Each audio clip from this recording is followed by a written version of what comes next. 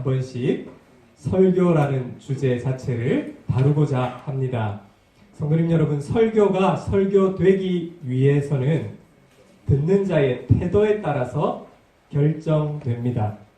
귀 있는 자는 성령이 교회들에게 하시는 말씀을 들을지어다 라고 성경은 말씀하고 있습니다. 누가 들을 수 있습니까? 귀 있는 자가 들을 수 있습니다. 설교는 귀 있는 자에게 선포되는 말씀입니다. 귀를 막고 있다면 설교는 들리지 않습니다. 성령님은 귀를 막고 있는 사람의 귀를 강제적으로 여실 수도 있는 분입니다. 그러나 성령님은 너무 인격적이셔서 들으려고 하는 자에게 더욱 잘 들을 수 있도록 도와주시는 분이십니다. 그래서 설교는 듣는 자의 태도가 결정합니다. 그래서 설교는 듣는 자의 태도가 결정하기 때문에 설교를 듣기 위해서는 준비가 필요합니다. 목사님, 설교는 목사님이 준비해야 하는 것 아닌가요? 설교는 설교자도 준비해야 하고 설교를 듣는 자도 반드시 준비해야만 합니다. 먼저 설교는 평소에 준비하는 것입니다. 설교자가 평소에 설교를 준비합니다. 설교를 앞두고 설교를 준비하는 것이 아니라 매일매일 늘 어디에 있든지 설교를 준비하며 삽니다. 설교자는 일상이 설교 준비 그 자체입니다. 그러다가 주일 설교를 앞두고는 설교자는 본격적으로 설교를 준비합니다. 그런데 설교자뿐만 아니라 설교를 듣는 청중도 마찬가지입니다. 듣는 자들도 평소에 설교를 들을 준비를 해야만 합니다. 주일 아침에 예배당에 도착해서 비로소 설교를 들을 준비하는 것이 아닙니다. 일상이 늘 설교 들을 준비가 되어 있어야 합니다. 목사는 설교하는 준비를 일상에서 평소에 하는 것이고 청중은 설교 듣는 준비를 평소에 일상생활 가운데 해야 하는 것입니다. 청중은 설교를 듣는 사람은 그러면 평소에 무엇을 준비해야 할까요? 첫 번째로 말씀을 따라 사는 것입니다. 설교를 듣기 위한 최고의 준비는 평소에 말씀을 따라 사는 것, 그것이 평소에 설교 들을 준비입니다. 평소에 말씀을 듣고 싶어하고 평소에 말씀을 다시 생각해보고 평소에 말씀을 따라 살려고 노력하는 것이 평소에 설교들을 준비를 하며 사는 것입니다. 평소에 말씀을 따라 살려고 하지 않는다면 돌아오는 주일날 선포될 설교에 대한 아무런 기대와 소망이 생기지 않겠죠. 어차피 설교를 들어도 한 주간은 내 마음대로 살 텐데 어차피 나와는 상관없는 것이 오늘 주일 선포되는 설교 말씀일 텐데 이렇게 된다면 설교를 들을 마음이 생기지 않는 것은 너무 당연합니다. 그래서 설교를 준비하는 최고의 준비는 평소에 하나님의 말씀을 따라 살려고 하는 것입니다. 반대로 평소에 말씀대로 살려고 한다면 돌아오는 설교가 기다려지겠죠. 왜냐하면 말씀대로 또 살아가야 하기 때문에 들어야 그렇게 살죠. 그러니 돌아오는 설교에 대한 소망과 기대를 갖게 됩니다. 평소에 말씀대로 살려고 하는 사람이야말로 설교를 잘 들을 수 있는 최상의 준비를 하고 있는 사람입니다. 평소에 말씀대로 살려고 하는 것이 설교를 듣기 위한 최고의 내가 할 수 있는 준비입니다. 그리고 또 평소에 어떤 준비를 해야 할까요? 평소에 설교를 듣기 위한 준비는 평소에 성경을 부지런히 읽는 것입니다. 성경에 대한 지식은 설교를 듣는 일에 큰 도움을 줍니다. 여러분, 주일 설교 시간은 굉장히 짧죠? 저는 특별히 설교를 짧게 하려고 애를 많이 쓰는 편입니다. 모든 내용을 이 주일 설교 짧은 설교에 담아낼 수 없기 때문에 평소에 성경 읽기를 통해서 설교를 이해하는 데에 도움이 됩니다. 평소에 성경을 읽는 것은 설교를 듣기 위한 아주 좋은 준비가 되는 것입니다. 성경 읽기는 우리가 성경을 이해하는 평생에 필요한 기초 체력이 되는 것입니다. 저는 이번 여름방학 때 저 혼자 후지산 정상에 가고자 하는 목표를 세우고 후지산에 올라가야지라고 생각했지만 기초 체력이 부족하지 않을까 해서 가지 않았습니다. 그래서 동네 몇 바퀴를 계속해서 30분, 40분, 50분 걸어 보았는데요. 이것 가지고는 후지산까지 못 오르겠다. 기초 체력이 부족하다라고 판단하여서 내년으로 일단 미루었습니다. 여러분, 기초 체력이 중요한 것처럼 평소에 성경을 읽는 것을 통하여서 평생 설교를 이해하는 데에 성경 읽기는 나의 기초 체력이 되는 것입니다. 평소 설교를 듣기 위한 준비 세 번째는 설교자를 위해 평소에 기도하며 사는 것입니다. 설교자를 위해서 꾸준히 우리는 기도해야 합니다. 설교자를 위해서 기도해야 그 설교자의 설교가 귀에 들어오게 되는 것입니다. 설교자가 평소에 교인들을 위해서 기도하며 설교를 준비하는 것처럼 교인들도 평소에 설교자를 위해서 기도하며 설교를 들을 준비를 해야 합니다. 설교자를 위해서 기도하는 것은 설교를 돕는 놀라운 힘을 가지고 있습니다. 사도 바울은 에베소 교회와 골로새 교회에 기도를 부탁하는데 어떤 기도를 부탁하는가 하면 내가 하나님의 말씀을 담대히 전할 수 있도록 기도해 달라고 요청합니다. 그런데 여기서 하나님의 말씀이라는 것은 설교를 말하는 것입니다. 내가 하나님의 설교, 하나님의 말씀, 이 설교를 할 수 있도록 기도해 주세요 라는 부탁을 했습니다. 만약에 평소에 설교자를 위해서 기도하는 것이 어렵다면 여러분 적어도 토요일에 밤에 주무시기 전에 내일 설교할 설교자를 위해서 반드시 기도하고 잠을 자는 것입니다. 설교자를 위해서 기도하는 일이야말로 주일 예배를 준비하는 최고의 준비가 됩니다. 네 번째로 평소에 우리가 설교들을 준비는 무엇인가 하면 설교자와 좋은 관계를 유지하는 것입니다. 설교자를 미워하는 마음을 가지면 복을 받을 수 없습니다. 하나님은 설교자를 통해서 주시는 말씀으로 복을 흘려 보내십니다. 여러분 여기서 자세히 여러분 알 필요가 있습니다. 설교자가 아닌 설교자를 통해서 주시는 말씀으로 복을 흘려 보내신다는 사실입니다. 그래서 설교자와 좋은 관계를 평소에 유지해 나가실 필요가 있습니다. 세상적인 의미에서 막 친하게 지내실 필요가 없습니다. 좋은 관계를 유지하십시오. 자녀들에게 최고의 신앙교육은 무엇일까요? 내 엄마 아빠가 목사님과 잘 지내시는구나. 목사님과 좋은 관계를 유지하시는구나. 우리 엄마 아빠는 목사님과 늘 좋은 관계를 맺으려 하시는구나. 우리 자녀들이 느끼게 된다면 그것이야말로 우리 자녀들에게 할 수 있는 최고의 신앙 교육입니다.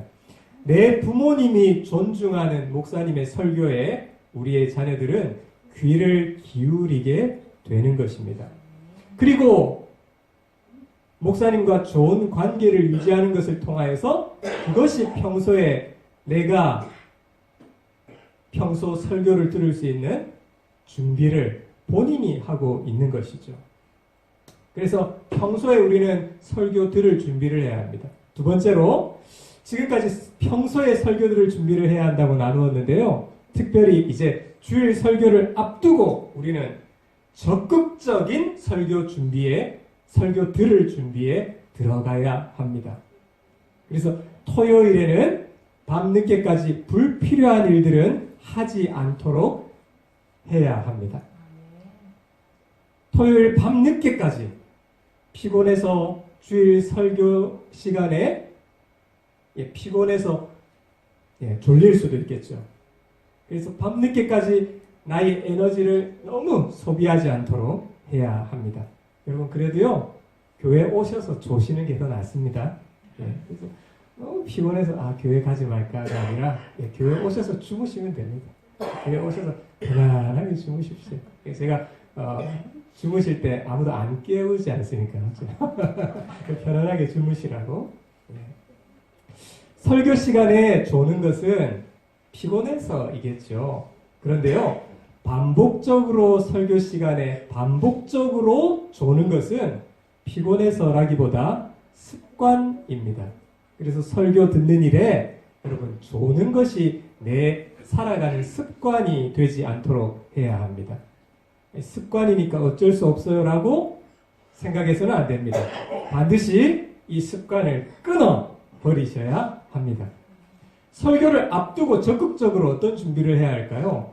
주일 예배당에 도착하시면 여러분 가볍게 인사를 나누시고 자리에 앉으셔서 기도하신 후에 반드시 주보를 보고 오늘 본문을 2번, 3번 읽으셔야 합니다.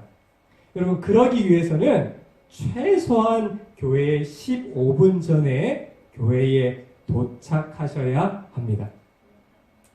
설교를 앞두고 할 수 있는 적극적인 준비 무엇인가? 기도하는 것이겠죠.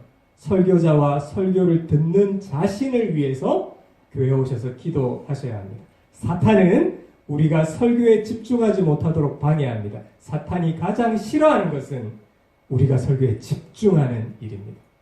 그래서 설교자와 설교를 듣는 자를 방해하는 것이 사탄이 하는 일이죠. 그래서 설교를 듣기 전에 여러분 기도해야 합니다. 그래서 조금 여유를 두고 일찍 교회에 도착하시고 본문을 읽을 수 있고 기도의 시간을 가질 수 있도록 최소한 15분 전에 교회에 도착하도록 하셔야 합니다. 矢崎さんはいつも礼拝始まる1時間前にいつも礼拝堂に来ておられるんですけど参考してください설교를 앞두고 적극적으로 준비해야 될 것은 무엇인가 하면 기도하는 것이었다고 했죠.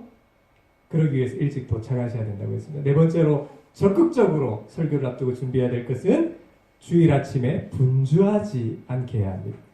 아침에 교회를 가려고 분주하지 않도록 해야 하는 것이죠.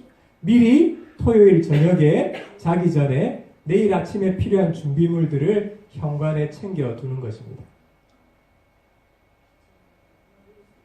저도 저희 집도 마찬가지로 다 이렇게 하고 있습니다. 왜냐하면 주일 아침에 분주하면 안 되기 때문입니다. 여러분 꼭 기억하십시오. 당장 오는 토요일에 내일 주일에 필요한 것이 무엇인지를 생각하고 미리 성경책을 챙겨두시고 찬송가를 챙겨두시고 헌금을 챙겨두시고 그 밖에 준비물을 현관 앞에 챙겨두시기 바랍니다. 그리고 주일 오전에 예배당으로 가는 길에 가족 간에 우리의 말과 언어를 주의하시기 바랍니다. 지금까지 설교를 평소에 어떻게 준비해야 하는가, 그리고 설교를 앞두고 적극적으로 어떻게 설교를 들을 준비를 해야 하는가를 살펴보았습니다. 이 내용을 잘 정리해 놓은 것이 장로교 교리문서 웨스트민스터 소교리문답 90문에 이렇게 질문하고 있습니다. 설교를 어떻게 들어야 합니까? 거기에 대한 답이 이렇습니다.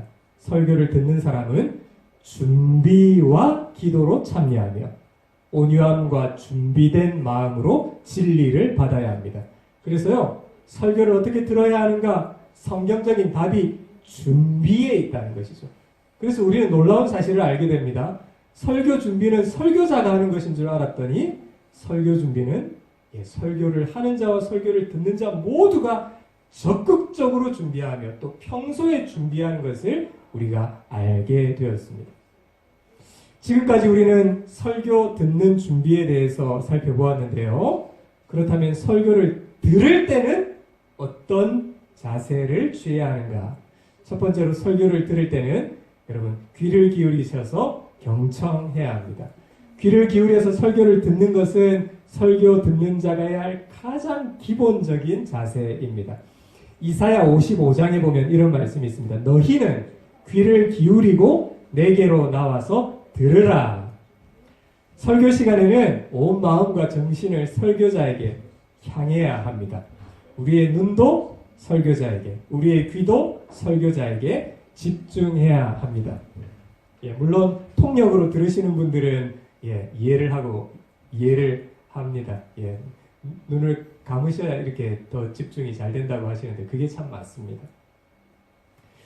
설교는 공부하는 시간이 아닙니다. 물론 공부의 성격도 많이 가지고 있습니다. 설교 자체가 또 성경 공부가 되기도 하고요. 교육이 됩니다. 그러나 공부하는 시간은 아닙니다. 그래서 설교 시간에 그 모든 문장을 다 필기하는 분도 우리 교회는 안 계시지만은 그런 분들이 또 많죠. 그러나 설교는 필기 시간이 아닙니다. 그래서 아주 중요한 것은 살짝만 메모 정도로 하시고 설교는 귀를 기울여 경청, 들어야 하는 것입니다. 하나님의 말씀을 경청하는 시간이 설교이죠. 피조물이 창조주의 소리에 귀를 기울여서 집중하는 시간입니다. 기본적으로 설교를 들을 때 가능한 설교자를 보면서 설교를 들어야 합니다. 성도들이 설교를 잘 듣고 있는 것은 설교자를 도와주는 최고의 행동입니다. 그리고 설교를 들을 때의 자세 두 번째는 하나님의 말씀으로 생각해야 합니다. 설교는 하나님에 대해서 말씀하는 시간이 아닙니다. 하나님이 말씀하시는 하나님의 말씀으로 믿어야 합니다. 설교는 사람의 행위이기 이전에 하나님이 하시는 일입니다. 하나님의 행위라는 것이죠. 사람의 말이기 이전에 하나님의 말씀입니다. 우리 본문 오늘 함께 다시 한번 읽어보겠습니다. 시작. 이러므로 우리가 하나님께 끊임없이 감사함은 너희가 우리에게 들은 바 하나님의 말씀을 받을 때에 사람의 말로 받지 아니하고 하나님의 말씀으로 받음이니 진실로 그러하도다. 이 말씀이 또한 너희 믿는 자 가운데서 역사하느니라. 데살로니가 교회 성도들은 설교를 들을 때 이것이 사람의 말이 아닌 하나님의 소리, 하나님의 말씀으로 받았다고 했습니다. 하나님은 설교자의 설교를 통해서 교회와 성도에게 말씀하시는 일을 하십니다.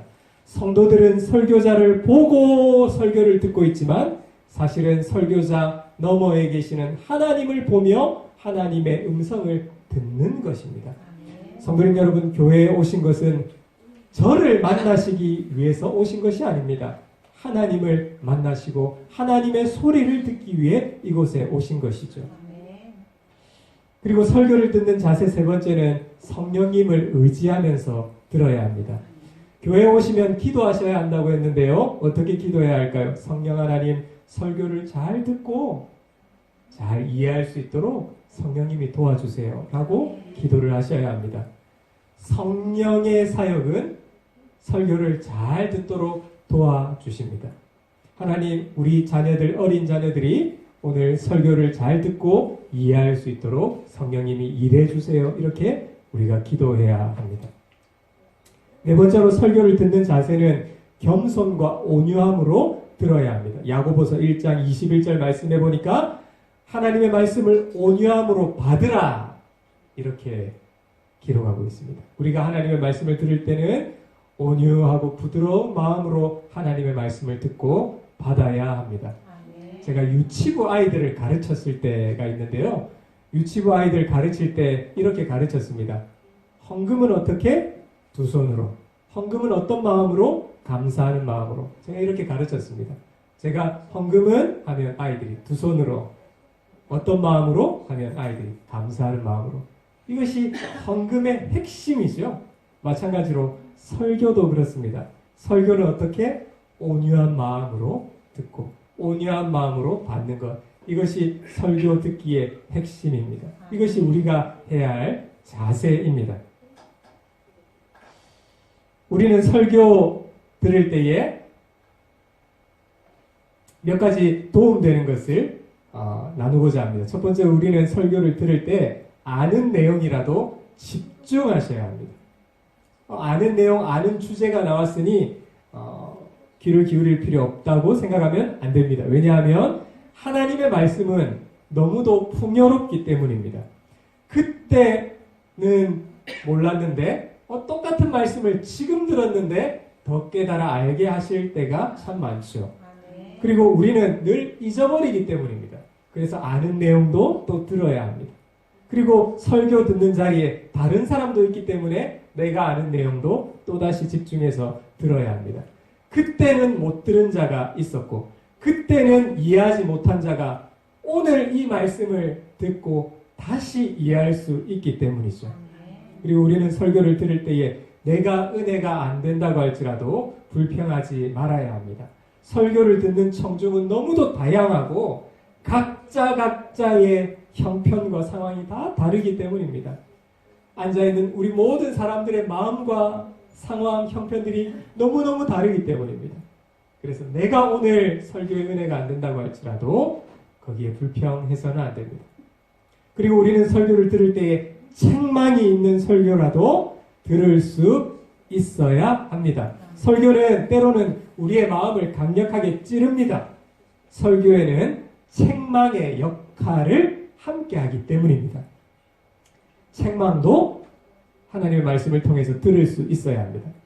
목사는 설교를 도구로 사용해서 개인적으로 성도를 치는 행위를 해서는 안 됩니다. 또한 성도도 오해가 없어야 합니다. 목사님이 오늘 설교를 통해서 나를 치려고 하시는구나 라고 생각한다면 곤란합니다.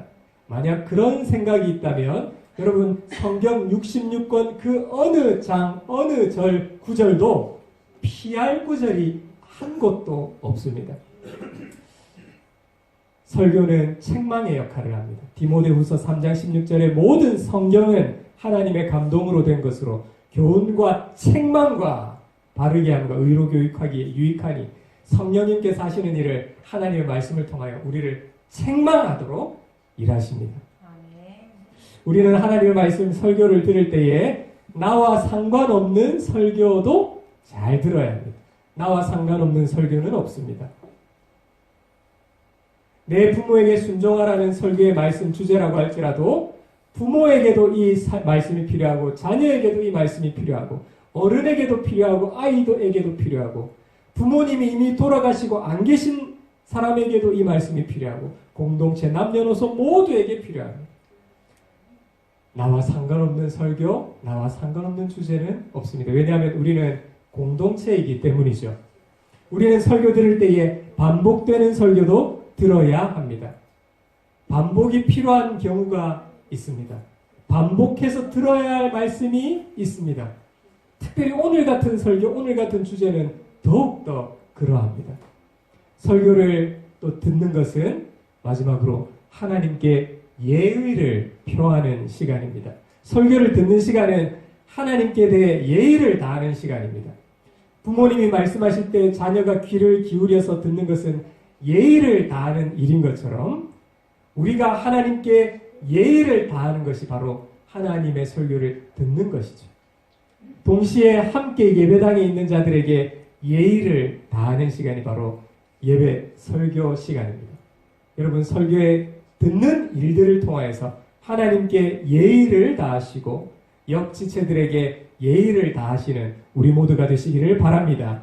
결론을 맺겠습니다. 설교는 설교자만의 일이 아니라 설교를 듣는 자와 함께 해야 할 일입니다.